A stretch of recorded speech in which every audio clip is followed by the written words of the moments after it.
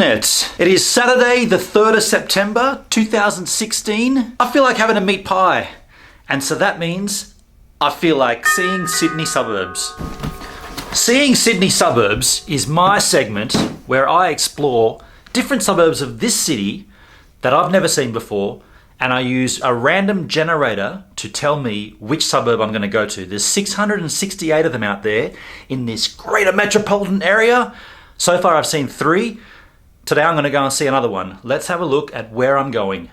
This here is a spreadsheet with all the suburbs in alphabetical order, 1 through to 668. Now I'm going to go to a random number generator, generate the number, find the suburb, get out there. 668, generate number. So 260 is the number. Let's go down. It's going to be not far down the top of the list. Let's have a look. 260 is there, Glenfield. Glenfield. I'll confess, never heard of the place. Not surprising, there's a lot of places on here I've never heard of. I'm going to do a bit of research. I'll be back in a minute. So Glenfield is out southwest Sydney. Quite a young suburb from what I can tell. I mean, it was founded in the 1850s, but didn't really grow until the 1920s and the 1950s. And then it's become famous because there was a siege in the late 60s, which was quite odd because the way the siege ended was the gunman, a guy called Wally, married the hostage, a girl called Beryl. And that was even weirder because the commissioner of police acted as a witness at the wedding. That all sounds like a pretty far-fetched Hollywood movie script. And in fact, that whole story became a movie, an Australian film called Mr. Reliable from 1996. Colin Friels, an actor I've never heard of. I'm going to check the movie out another time. On the subject of acting, I have shown you my little bit part in that Tracer video for El Pistolero, where I played like a deranged, psychopathic, sexual predator. In case you missed it, here is me in lipstick. Just have a quick look at this and then consider if you want to keep watching my vlogs.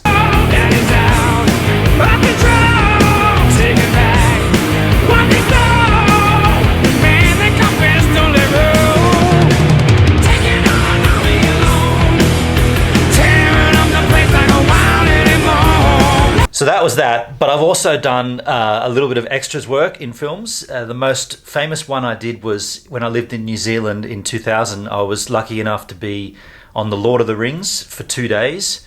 I was on The Two Towers, the second film. The ad I saw in the Mountain Scene, that was the newspaper, said, "Wanted, extras for major motion picture. Must have long blonde hair and of European look." And my girlfriend at the time found the ad and came to me and said, because I had stupidly long hair at the time, she's like, "This is you. This ad is reading for you." And the auditions was literally across the street. So I just walked over. I took the ad down. I walked over and I said, "Look, I've got this ad. I've got the long blonde hair. I look European. What's the go?" And the casting agent said, "Come with me." Took me straight in, sat me down and said, "We want you." And didn't explain what the film was, just said, "We want you." Cut a real long story short, I rocked up there at 4:30 in the morning. Was explained at that point that this was a motion picture, The Lord of the Rings, and this was the second film. They were filming all of them in one go, and the second film was the one that I was going to be involved in. And to be honest, I'd read The Hobbit as a kid, but I'd never read the other 3 books, so it was a little bit lost on me, but I knew it was big. And this is all a lot of waffle for nothing really, because basically I did 2 days work on that film and got about 3 seconds of screen time. But there is a pretty funny story. I'm going to tell it. So me and another guy that I met on set, we were both kind of doing the same sort of role as an extra. We were one of Rohan's soldiers. If you've seen the film, you'll know Rohan and basically the part where they're walking all the village people from somewhere to Helm's Deep to save everybody, to keep them safe. We were the guards that were sort of like walking along with them, holding, like I had a big spear and a shield. Gimli was in the scene. If you remember Gimli, and the horse lifts up and he falls off the back of the horse. This one particular shot, the action was taking place in front of this lake. And so I don't want to draw this because I'm a rubbish drawer. How can I do it then? I'll come up with something, hang on. All right, so picture this as being the scene. I'll turn this around. So this here is a lake, and in front of the lake is the main actors, and they're having conversations. So they're talking here, camera's there, maybe it's a bit further back with a longer lens, but basically that's a massive lake, 2 actors here talking amongst themselves. I'm back here, way over this way. The other guy I met's on that side. We're both walking perimeter of the lake style, guarding the area, back and forward. Maybe we did 2 or 3 lefts and rights, holding our spear. Now, so there was actually a bigger distance between the lake and me and the other guy. That was like, we were in the distance, you know, like little specks basically. But what happened was, we're walking past each other doing our patrol. I get the need to do a killer fart, and we're walking, so I let one out. Happens to be quite a ferocious, loud fart. I'm quite happy with it. We walk past each other, think nothing of it. The next time we walk past again, this guy says to me under his breath while he's walking with his spear, he's like, "You just did a fart on the set of The Lord of the Rings." And we had a bit of a giggle. About 4 seconds later, we hear this, "Cut!" It's Peter Jackson, way over there on the other side of the lake with his megaphone. "You extras, no farting on my set." And we looked at each other like, what? How did he even hear it? And why did he call cut when it's so insequential? Like, we're way off there, the action's down there. Those actors wouldn't have even known it happened. You watch the film, you wouldn't have known it happened. It would have been a little joke that we had with ourselves. I read interviews with him, with Peter Jackson, about his films, and he's an absolute perfectionist. And I think he just wanted to cut that because that fits with his perfectionism. I also did reoccurring extra work on an Aussie film in 2011 called Swerve. It featured Emma Booth and David Lyons, 2 great Aussie actors. Me and another mate we were cops on this film. What seems to be the problem? There's been a bit of a crash out in the highway. Whereabouts? You got somewhere we can talk? Well, let's go to the station.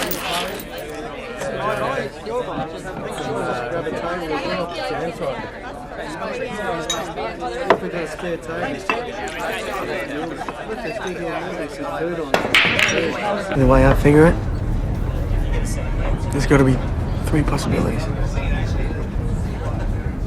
Frank found you 2 together, so he strangled him with his own belt. You pushed Frank's buttons, and he did it for you. Now, that wouldn't be too hard, would it? And the third? Third.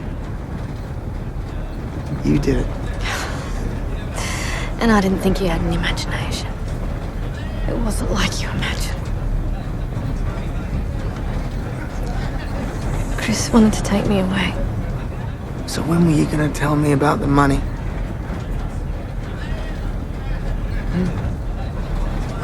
It's in your suitcase, isn't it?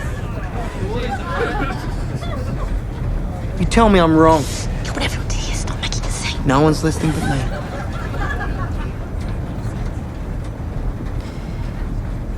You want to hand it in, that it?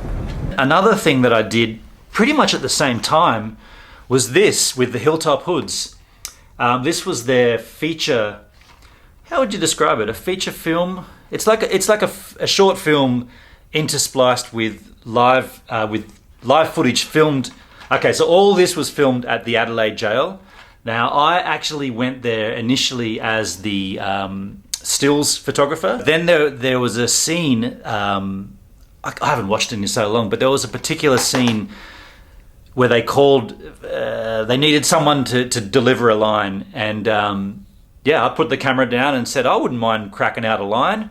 That line was something like, "They're coming, let's get away," or "Here they come," or "They're on their way," or something like that. What do you got zombies here? Why do you got them working at night? Why do you work them at night? Night? That's a people word, dude. A people word. It's a people word. People word, yeah. Stop saying people word. People word. Oh, we're on. There he is. Light the flares. Yeah, that's my acting career, if you like. I wouldn't consider myself an actor or an extra. Mind you, I really like it. And if there's ever a roll out there that anyone thinks would suit this hideous facial structure, hit me up. I want to do more. I really like it. I really loved that tracer experience, that video clip. I think I could play a psycho-sexual nutter again if needed. So if there's a specific role for a sexual predator, I just want to wear lipstick again. Let's go to Glenfield.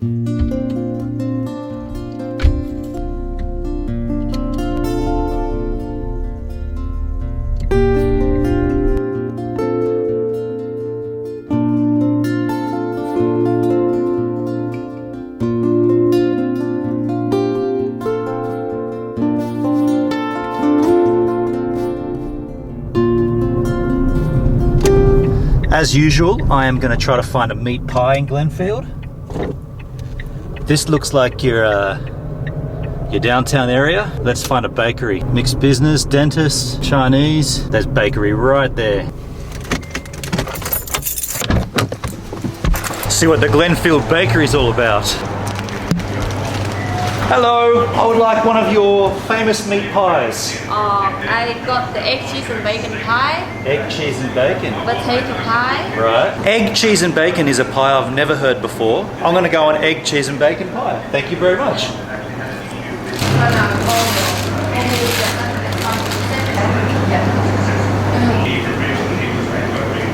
Oh man. Egg, cheese and bacon on a pie. Beautiful. Oh, that's nice. Oh, thank you All right. so much. I'm going to tell you, if you come to Glenfield, you must come to the Glenfield Bakery and have, I'm still eating it, bacon, egg and cheese pie. Incredible. And look at this, free donut samples as well. Amazing. Thank you so much. Yep. What was your name? My name Emily. Emily. Yes. Emily, thank you very much. Yep, thank you. Enjoy the rest of your day. Now let's go and have a look at Glenfield. I did see a park further up the street there that I wouldn't mind going and have a look at. And also I saw some really cool old housing, like really, really old housing I wouldn't mind going back and having a look at. The house I'm talking about is right behind me. I don't want to stop and point at it because someone probably lives there. I like that house. It's old. It needs work.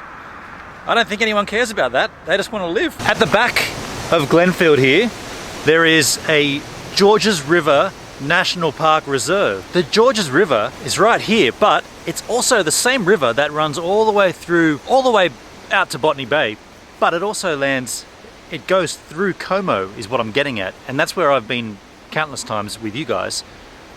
Twice. It's not countless, is it? That's 2 times. Right down there at Como, underneath the railway bridge, that is the Georges River. So this is where, same river, further at the other end. That's not that exciting, but let's have a look. It's definitely dirtier water up here. That's not dirt, that's just muddy. Aside from the rusty old cars and all the trash, I quite like this area, but I found somewhat of a pretty cool space. It's covered in trash and crap. But there's the river. Brought myself a single home brew. Let's just chill here for a while, eh? It looks beautiful. Look at that, that looks really pretty. Except that you got just litter everywhere. Like everywhere you look, you can see litter. It's disgusting.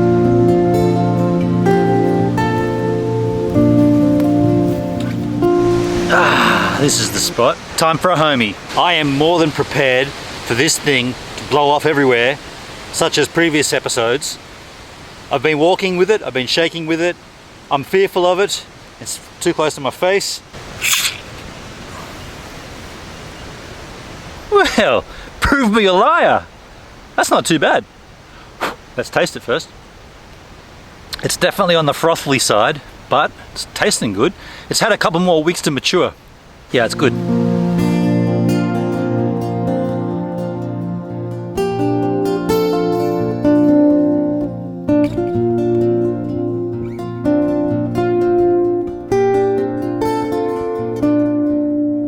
While we are here, it might be a good time to tell you about NSD. NSD this week, or this episode, is Fike's device. Fike's device is, or was, still is, hang on. Gav used to play in this band. So it was Gav's old band, but the band still exists. It's quite specific music, if you like. I'm not sure how to phrase that. It's not everyone's cup of tea. You might walk away from it thinking, what was that? And why did I come? If you're open-minded and you like cool stuff, such as myself, you might walk away from it going, well, that was pretty cool. How about that? And I've never videoed anything of their set, but I photographed a couple of shows. Well, I don't show video in NSD normally, do I? No. Well, hang on, there's no steady, fast rules. Relax, man, there's no rules. My point is, here's some photos of Flux Device. Bubble of plastic around yourself. Now it's collapsed and you're in hell. For the ethylene skin and the lingering smell of burning grease, discomfort and burning green. But you don't make that mistake. That mistake. No, you don't make that mistake.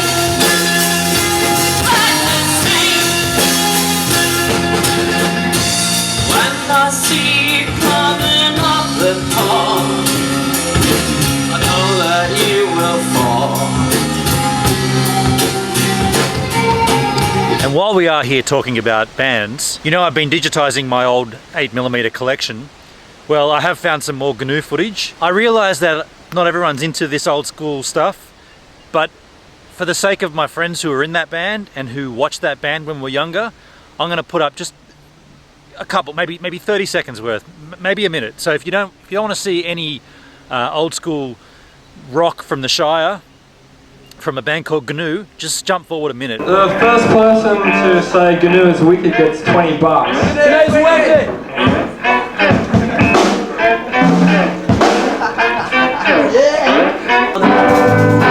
When I said I loved you,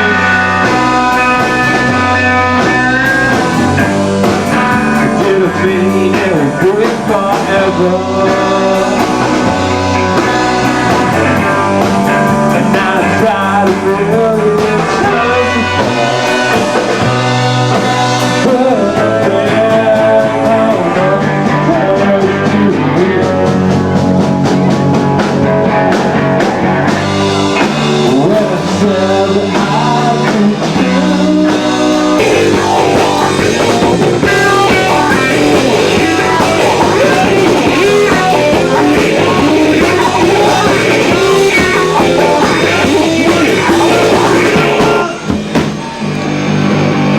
Up a ways, around the bend, there's a scout camp, and some of the scouts were around this area just doing a bit of a bushwalk. They told me that they've got a sandy beach that stretches for about 50 meters up there.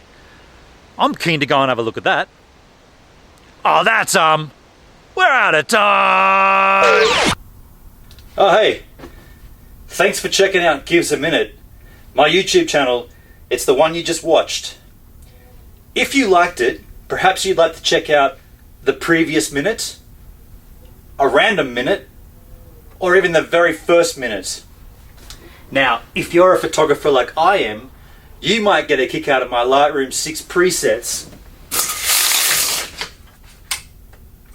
And you can also subscribe to my channel and check out all the other social crap you know you want to.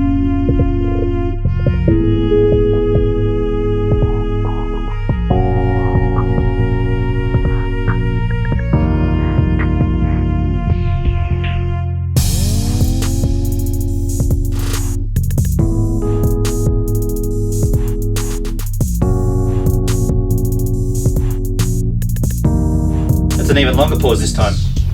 See you later.